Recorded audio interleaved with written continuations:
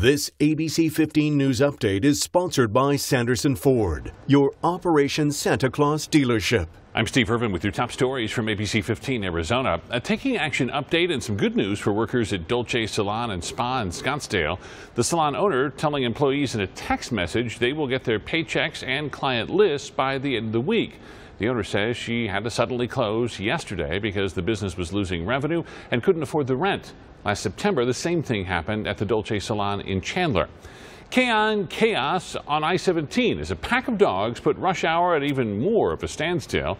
The pack of 6 dog wanderers in and out of traffic as DPS troopers trying to safely corral them off the busy interstate. They eventually led the pups to a nearby business park. That's when troopers, along with animal control and employees from Pearson Signs, cornered the pack.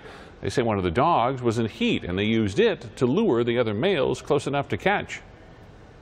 We would collect them and put them in the truck, except for that one, because they kind of all gravitated towards that one.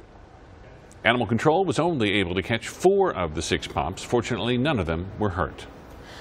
Tracking your forecast now, I'm Chief Meteorologist Amber Sellens. And some changes coming our way this week. The clouds moved in today. We'll keep them around tomorrow as we see highs once again hit the low 70s across the valley. Then a cold front slips in, bringing drier air, which will clear out our skies and drop our temperatures. By Thursday, down to 66 degrees. Then it's back up near 70 for Friday and the weekend. For the latest headlines, weather, and traffic, head to abc15.com or download the free ABC 15 mobile app. Have a great night.